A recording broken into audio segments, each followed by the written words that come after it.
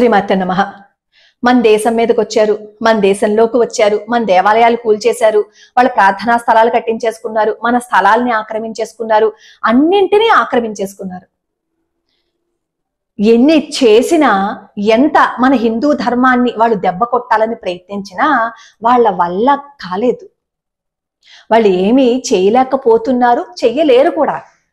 కానీ వాళ్ళ ప్రయత్నాన్ని మాత్రం ఆపటం లేదు. దురదృష్టం ఏంటంటే ఇక్కడ బయట నుంచి వచ్చేవాళ్ళు మన ధర్మం మీద దాడి చేస్తున్నారు, మన హిందువులని చెప్పుకుంటూ హిందువులే హిందువుల మీద దాడి చేస్తున్నారు. కోర్మ గ్రామంలో ఇస్కాన్ టెంపుల్ మీద బయట వాళ్ళు దాడి చేశారు, అనుమానంగా ఉందన్నారు. అది ఇంకా పూర్తిగా విచారణలో తెలియలేదు, అది అసలు ఎవరు దాడి చేశారని తెలియాలి. కానీ అక్కడ కావాలని వాళ్ళు దాదాపుగా చాలా ఎక్కువ మొత్తంలో ఆ పెట్రోల్ అది వేసి అక్కడ దగ్ధం అయిపోయేలా చేశారని చెప్పి న్యూస్ మాత్రం చెప్తున్నారు. అది మాత్రం అనధికారికంగా తెలుస్తుంది. ఇంకా అసలు అక్కడ ఏం జరిగింది అనేది బయటికి రావాలి. ఇక్కడ తిరుచానూరులో గాని తిరుపతిలో కూడా చూడండి, వారాహి అమ్మవారి ఆలయాన్ని ధ్వంసం చేసింది ఎవరు? నాగాలమ్మ అమ్మవారి ఆలయాన్ని ధ్వంసం చేసింది ఎవరు? ధ్వంసం చేయడానికి వెళ్ళింది ఎవరు? మనవాళ్లే కదా. ఆ పేర్లు చూస్తే తెలుస్తోంది కదా వాళ్ళు మనవాళ్ళ, లేదు అంటే ఇంకా వాళ్ళు వేరే దాంట్లోకి మారిపోయిన వాళ్ళ.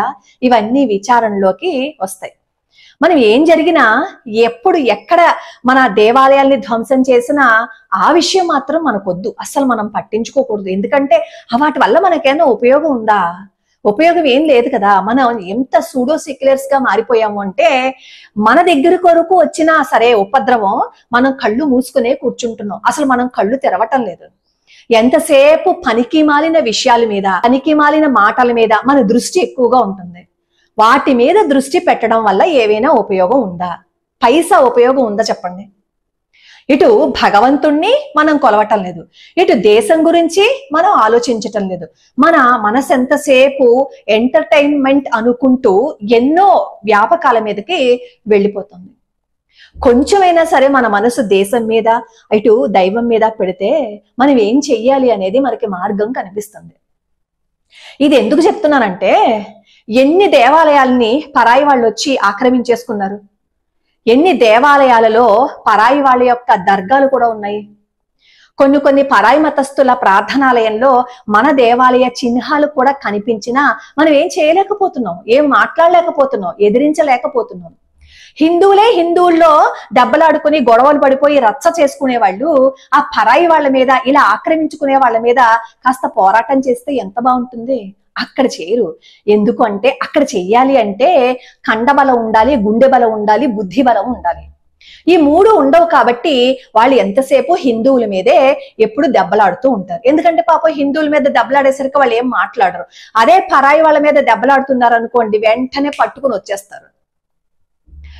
రాజా హేమచంద్ర విక్రమాదిత్య, బహుశా ఈ పేరు చాలా తక్కువ మందికే తెలుసుంటుంది.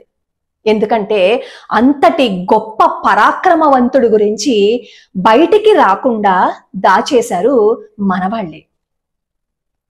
ఈ రాజా హేమచంద్ర విక్రమాదిత్య మొఘలల్ని గడగడలాడించేశారు తెలుసా. హేము అంటే వాళ్ళకి ఇది పడిపోయేది. అక్కడ హేము వస్తున్నాడు అంటే వాళ్ళు దడదళ్ళాడిపోతూ పరిగెత్తుకుంటూ పారిపోయేవారు. ఆదిల్ షా దగ్గర పనిచేస్తున్నప్పుడే తనని తాను రాజుగా ప్రకటించుకుని ఢిల్లీ సింహాసనానికి చక్రవర్తి అయ్యారు హేమచంద్ర విక్రమాదిత్య. విక్రమాదిత్య అని పేరు పెట్టుకుని ఆయన ఢిల్లీ సింహాసనాన్ని అధిష్ఠించారు. ముఘలలకి ఈ హేమచంద్ర అంటే భయం. ఎందుకంటే హేమచంద్ర పరాక్రమవంతం పక్కన పెట్టండి, హేమచంద్ర యొక్క సైన్యంలో ఉండే ఏనుగులన్నా వీళ్ళకి భయం. అసలు హేమచంద్ర సైన్యంలో ఉండే ఏనుగులు ఎలా యుద్ధం చేస్తాయో తెలుసా? మనుషులు ఎలా అయితే యుద్ధం చేస్తాయో కత్తులు, కటార్లు, బల్లాలు అవి పట్టుకుని ఈ ఏనుగులు కూడా అదే విధంగా యుద్ధం చేస్తాయి. ఏనుగులను చూస్తే వాళ్ళు భయపడిపోయేవారు. హేమచంద్ర ఏనుగు సైన్యమా అమ్మో అనేవారు. హేమచంద్ర వరకు ఇంకా రావక్కర్లా. అలాగే హేమచంద్ర దగ్గర హవాయి అనే ఒక ఏనుగు ఉంది. అసలు ఆ ఏనుగు మీద హేము ఎక్కి యుద్ధం చేస్తుంటుంటే ఈ మొఘళ్ళు ఏమీ చెయ్యలేక చెట్టుకొకడు పుట్టకొకడు పారిపోతూ ఉండేవాళ్ళు. కానీ దురదృష్టం 1556లో హేముని వెంటాడేసింది. ఆయన యుద్ధం చేస్తున్నారు. యుద్ధం చేస్తుంటే మొఘలాయులందరినీ చీల్చి చెండాడేస్తుంటే మొఘలాయులకి దడ పట్టేసుకుంది. ఇంకా పతనం తప్పదు, అందరూ చనిపోతున్నారు, ఇంకా మనం ఓడిపోతాము అని అనుకున్నారు. ఆ స్థితిలో ఈ మొఘలలో ఒక సైనికుడు ఏం చేశాడంటే హేమచంద్ర కంటిలోకి బాణం వేశాడు. వేస్తే కంటిలో గుచ్చుకుపోయింది లోపలికి.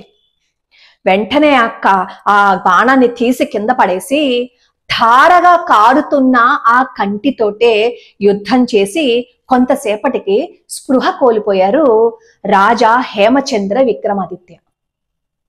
అలా స్పృహ కోల్పోయిన హేమచంద్ర విక్రమాదిత్యని ఒకడు ఏం చేశాడు అంటే ఈ అక్బర్ దగ్గరికి తీసుకువెళ్ళారనమాట. తీసుకువెళ్తే ఏం చేశారో తెలుసా? స్పృహలో లేని హేమచంద్రని తలకాయ తీసేశారు. అలా తలకాయ తీసేయమని ప్రేరేపించింది బైరామ్ ఖాన్. తీసేసి ఆ తలనేమో కాబుల్లోను, శరీరాన్నేమో ఢిల్లీలో కోటకి వేలాడదీశారు. అంటే మనం ఎవరి మీదైనా యుద్ధం చేస్తున్నాము అంటే క్రూరంగా వెన్నుపోటు పొడిచేవారనమాట. అలా వెన్నుపోటు పొడిచేవాళ్ళు పక్క వాళ్ళలోనూ ఉన్నారు, మన వాళ్ళలోనూ ఉన్నారు.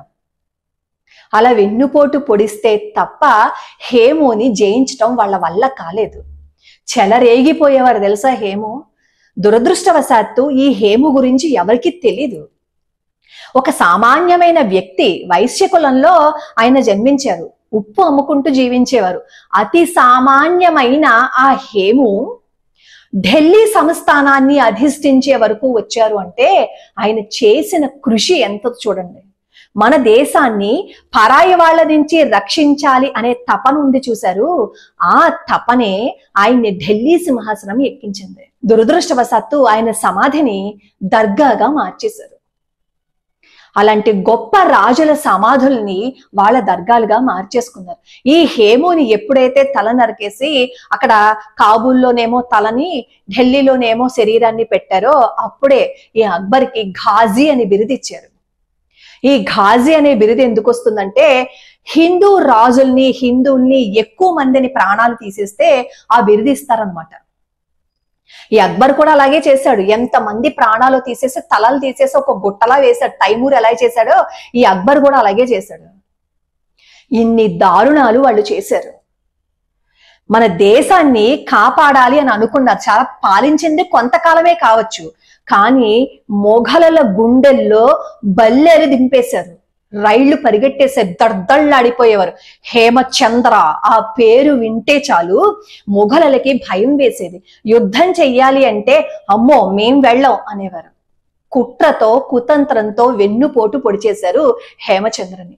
కనీసం మన బాధ్యత ఆయన సమాధిని వాళ్ళు దర్గా చేసుకున్నప్పుడైనా ఈ విషయాన్ని నలుగురికి తెలియచేసే ప్రయత్నం చెయ్యలేకపోతున్నాం.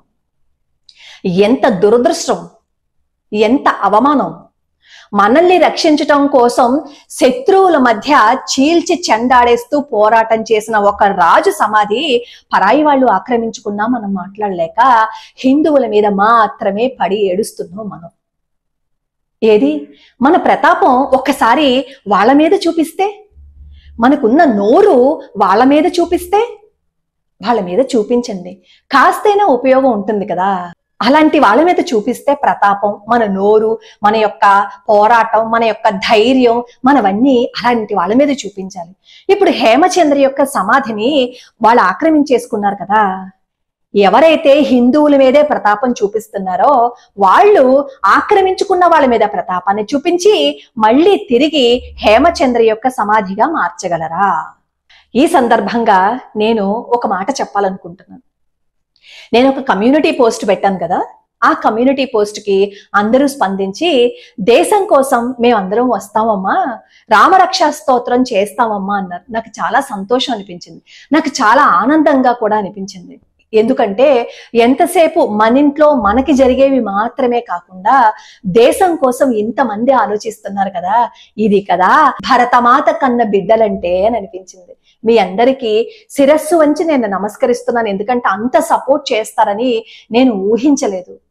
భగవంతుడి దయ వల్ల మనందరం కలిసి ఒక్కటే ఎవరైతే మన దేశంలో మన స్థలాలని ఆక్రమించుకున్నారో, మన ప్రార్థనా నిలయాలని వాళ్ళ వాటిగా మార్చేసుకున్నారో, చట్టబద్ధంగా మనం కూడా పోరాటం చేయడానికి ఒక అడుగు ముందుకు వేద్దాం. లోకా సమస్తా సుఖినో భవంతు, సర్వే జనా సుఖినో భవంతు.